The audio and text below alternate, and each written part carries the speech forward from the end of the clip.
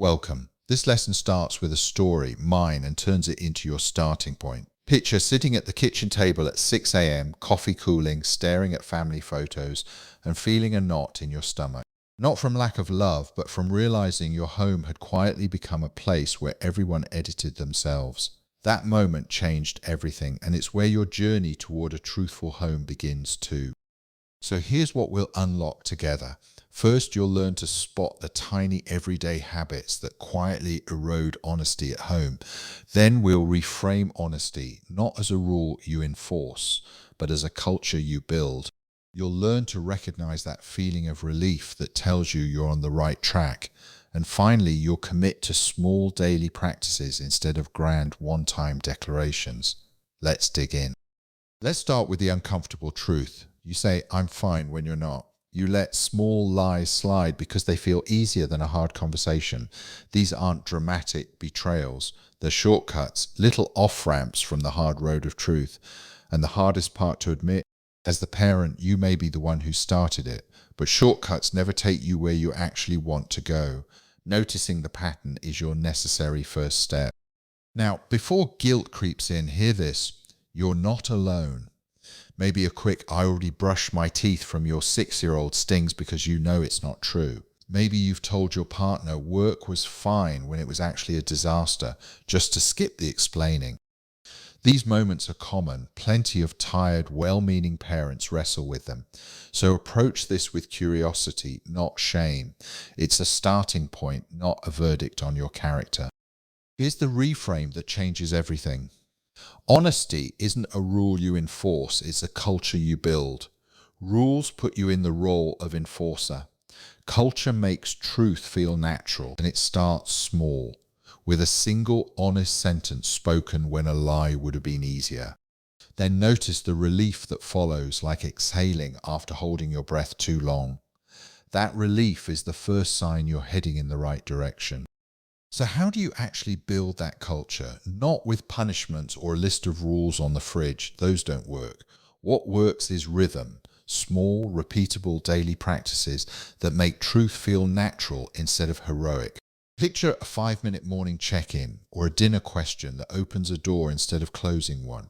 The goal is simple. Lower the cost of honesty so much that telling the truth becomes your family's easy default. And here's the reassuring part. Grace is baked in. You will mess up. That's part of the design, not a failure of it. The honest home isn't one where nobody ever lies. It's one where lies don't stay hidden, where truth has a short recovery time, where repair is always available. Because the pressure to be perfect actually drives dishonesty. When mistakes are expected and repairable, everyone can be honest. So build it imperfectly, starting now. Let's pull it together. Small edits and white lies quietly build walls, and you may be leading the charge.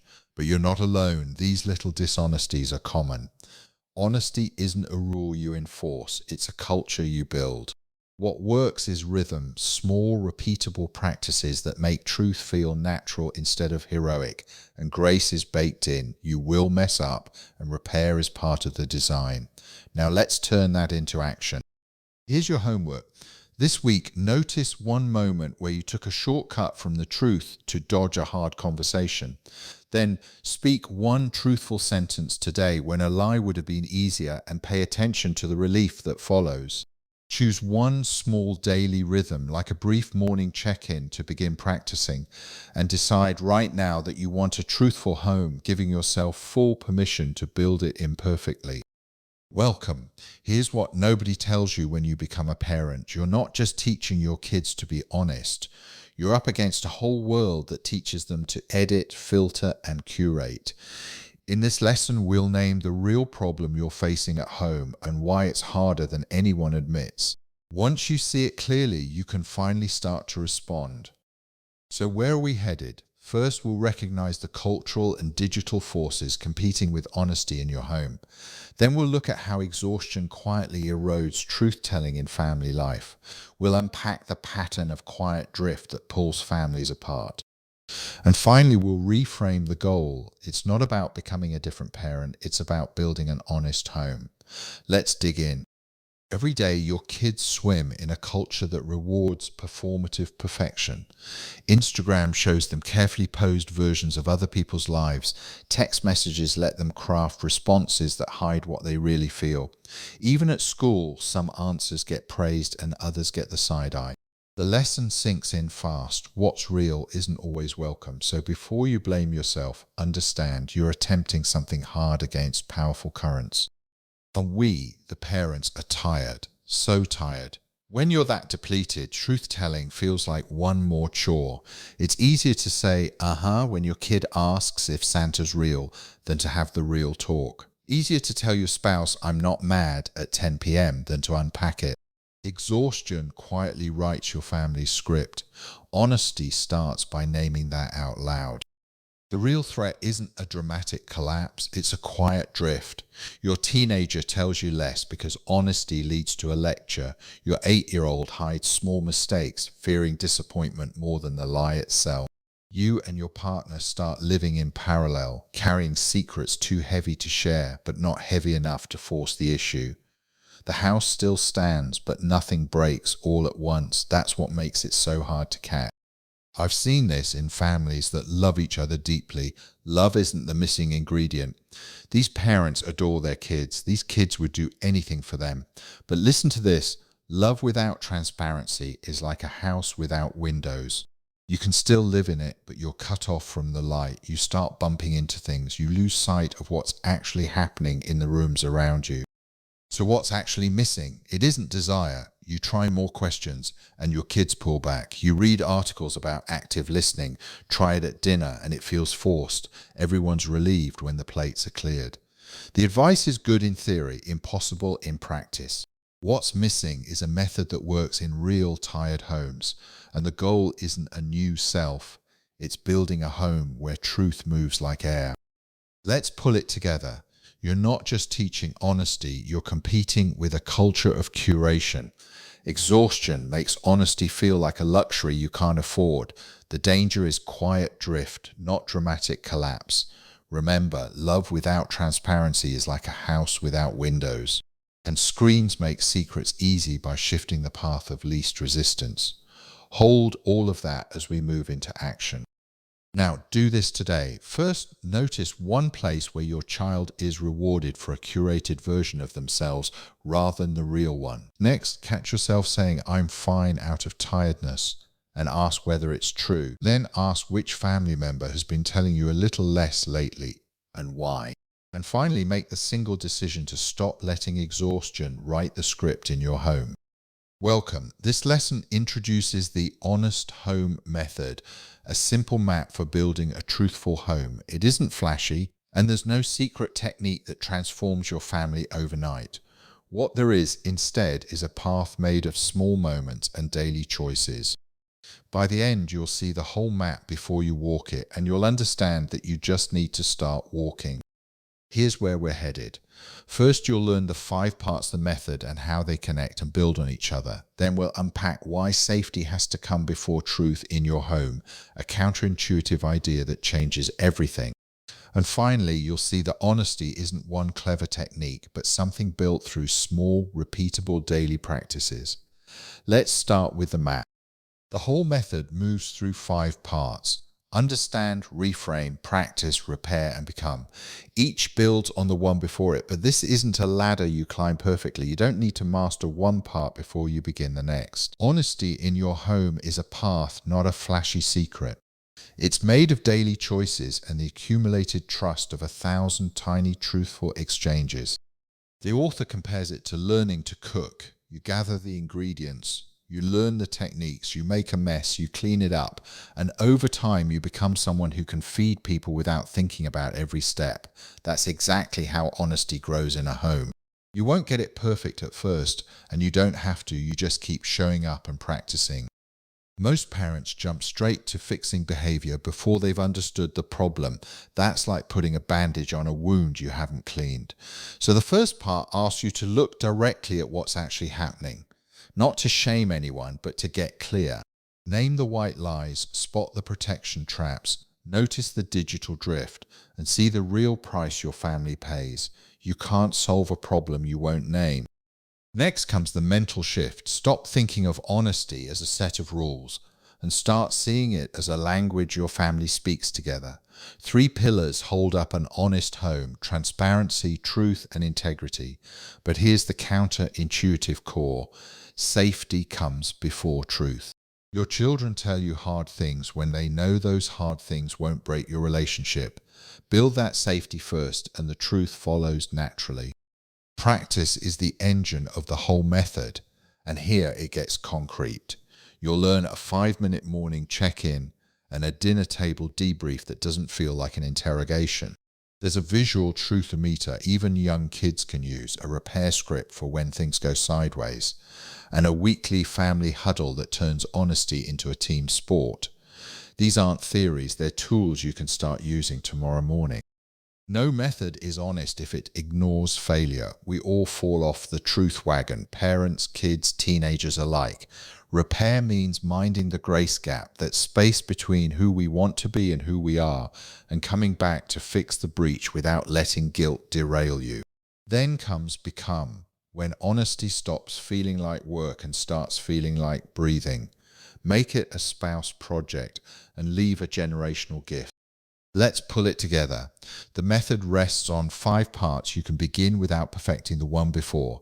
Start by understanding how honesty breaks down. Reframe it as a language your family speaks, built on safety before truth. Practice gives you concrete daily tools. And repair accounts for failure, because no method is honest if it pretends we never slip. Now let's turn that into action. Here's what to do today. Keep the 5 parts: understand, reframe, practice, repair, become in mind as your map. Name the specific ways honesty breaks down in your home before you try to change any behavior. Focus on making your relationship feel unbreakable so your children feel safe telling you hard things. Then pick one practice, maybe the 5-minute morning check-in, and try it tomorrow morning. You just need to start walking. Welcome. A book about honesty should start with an honest promise. So let's be clear about what these pages can and can't do. This lesson isn't about a perfect lie-free family. It's about the quiet power of a home where truth becomes the natural current your family swims in. Let me show you exactly what that promise looks like and why it's within reach. Here's where we're headed. First, we'll separate 2 very different goals: eliminating lies versus making truth the default. Then we'll unpack the 3 real parts of honesty: transparency, truth, and integrity. We'll talk about why resistance is normal and even built in. And finally, you'll commit to trying just one small thing differently in your own home. Let's dig in. Let's start with the goal. This book won't make your family stop lying entirely, and that's not the point. What you're building is a home where truth is the default, not the exception. Lies still happen, but they don't thrive. Secrets surface instead of festering. Your children grow up knowing that what's real is always welcome under your roof. Chasing a lie-free household sets you up to fail. Aim for the current instead. By the time you finish, you'll have a blueprint you can actually use. Not a philosophy you nod along with and forget by next week, but specific practices. The morning truth check becomes as natural as pouring coffee. The dinner table debrief replaces those awkward silences. And the repair script hands you words when you can't find any. These tools are built for tired parents in real kitchens, not idealized families in magazines. Now, what is honesty really? Most of us were raised to think it's just the absence of lying. That's too thin. Real honesty combines 3 things working together: transparency, sharing what's real even when it's uncomfortable; truth, saying what's accurate; and integrity, aligning your actions with your words over time. When those 3 become the air your family breathes, you stop policing honesty. It just happens because it's who you are. I won't pretend this will be easy. Some conversations will feel awkward. You might discover habits that make you wince. Your kids might push back. Your partner might resist. Change always meets resistance. But here's the promise. The repair work is built into the method because things will go wrong. So when you stumble, remember this: you're not failing, you're practicing. That mindset keeps you in the process long enough to see change. Here's the low bar for entry. You don't need to be a parent who already has it together. You don't need to have been raised in an honest home yourself. You don't need to feel confident, prepared, or even particularly hopeful. You just need to want a different kind of home and be willing to try one small thing differently. That's the door. Walk through it, and the method meets you on the other side. So let's pull it together. The goal isn't zero lies, it's making truth the default. You'll gain a practical blueprint of real tools, not just a philosophy. Honesty means transparency, truth, and integrity working as one. Resistance is normal and built into the process, not proof of failure. And this book meets you exactly where you are. All it asks is a willingness to try one small thing differently. Now put it into motion. First, redefine success as making truth the default, not chasing zero lies. Second, look ahead to your 3 concrete tools: the morning truth check, the dinner table debrief, and the repair script. Third, start noticing which of the 3, transparency, truth, or integrity, is weakest in your home right now.